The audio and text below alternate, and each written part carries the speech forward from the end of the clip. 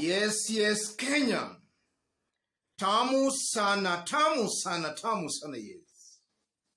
Yesterday, Nairobi Governor Johnson Sakaja, with the help of the police, stormed some Nairobi clubs within residential areas, and that did not go on well with club owners. Have a look at this.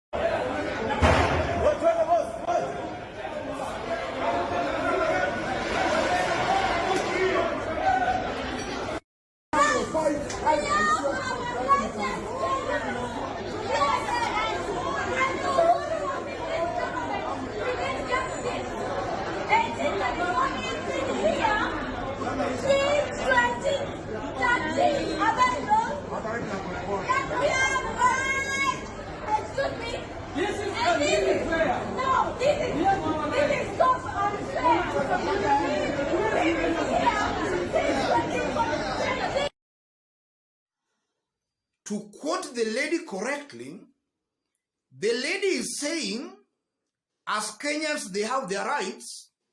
When Uhuru Kenyatta was the president, something like that was not done to them. The club has been there since 2013. So in a nutshell, the lady is saying, Uhuru Kenyatta protected their businesses. William Ruto is destroying their businesses. In this video, as usual, I want us to dig deep into the story to see where the truth lies. If you are watching us for the very first time, subscribe, give this video a like. William Ruto was quoted saying this today to Governor Sakaja: keep the noise away from our children. You have our support in ensuring that we reorganize the city. Ensure that the standards of Nairobi are the standards of the capital city of Kenya. President William Ruto, November 28, 2022. That's William Ruto today, and he is supporting Johnson Sakaja, a confirmation that Ruto and Sakaja might have had a chat before Sakaja undertook that exercise. Sakaja might have consulted William Samoei Ruto. And on this, I agree with William Ruto and Johnson Sakaja. Clubs should not operate within residential areas, and if at all they must operate, then they should not be noisy the way we have been seeing. So that's William Ruto.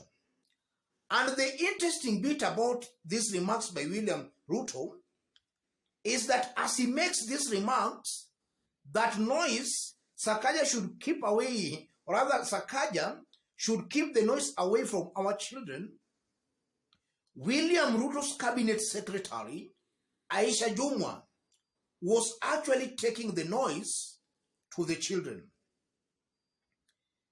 In 2019, Matiang'i banned disco matanga, and these disco matangas are just being attended by these so-called children William Ruto is referring to. And it's through these disco matangas that some even get these teenage pregnancies. And those were just some of the reasons Matiang'i banned disco matangas in 2019. Because of this noise and some of these misbehaviors by these teens. Aisha Jumwa has reinstated disco matangas. So you are seeing the president saying completely a different thing from what his cabinet secretary is actually doing. Ruto's cabinet secretary is reviving the noise. Ruto himself is telling Sakaja to keep the noise away from the children. A very disorganized, disunited kind of a government. If you look on the mountain, and more so during Uhuru Kenyatta's tenure, Uhuru tried very hard to get rid of some of these unlicensed and these mushrooming clubs within residential areas, and more so on the mountain. What has William Ruto's government done? In fact, in the 60 days of William Ruto's tenure, these clubs have mushroomed again, more so on the mountain. So you are seeing a government that has no coordinated effort on anything. Just making roadside declarations, one government official saying something here, another one doing completely a different thing, a disorganized government. And also from that lady, the lady is making it very clear that that club has been in existence since 2013.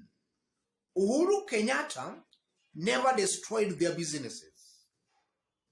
So in a nutshell, the lady is nostalgic of Uhuru Kenyatta's presidency. In fact, the lady is regretting most likely having voted in William Ruto. What does this mean, ladies and gentlemen? The lady's sentiments does not mean the lady's right, because obviously, personally, I don't believe that this club should be playing those loud noises in residential areas. It's not that the lady is right. The only problem here is that William Ruto, when he was campaigning, he made these people feel as if they were going to operate out of the law. They were above the law. That's exactly the kind of a feeling William Ruto gave these people. He made them feel that in a William Ruto's presidency, they were going to operate out of the law. They were going to be law unto themselves. That's why they are now accusing William Ruto of destroying their businesses. If at all, William Ruto could have not overpromised them, then they could have just taken it lightly. Maybe they could have taken it that maybe the government is doing the right thing. But in this case, I know these people, they have a very strong feeling William Ruto is oppressing them. And the reason is because William Ruto gave them false and fake promises. That should and must be a lesson to any leader. If you use propaganda to get power, that propaganda will actually work against you. Because yes, you can get that power, but you won't be able to deliver. And very, very fast, you will be very unpopular. And this is also why I keep on saying here that any government that comes to power on a populist platform, on propaganda, that government becomes very unpopular within a very short time. Ruto has been in power for only about 60 days. And it's a fact. Rebellion is building against William Ruto all over the country. Be it in Kalenjin Rift Valley, they are rebelling against Ruto. We just saw some maize farmers complaining that Ruto promised them, or rather promised to protect them. He has abandoned them. On the mountain, we have also seen leaders and even the people there complaining. Across the country, Kenyans feel Ruto is not doing what is expected of him as a president. So as days go, William Ruto is only going but to become more and more unpopular. So it's actually true that any government that is formed on the basis of propaganda, lies, and falsehood, that government becomes very unpopular within a very short time. Let me stop it there, ladies and gentlemen. If you have not yet subscribed, kindly subscribe give this video a like. And to any other person who want to support our channel, I've pinned my number on the comment section. Contact me through the number or feel free to send your support to the number. Feel free. Let's meet in our next analysis. Thank you.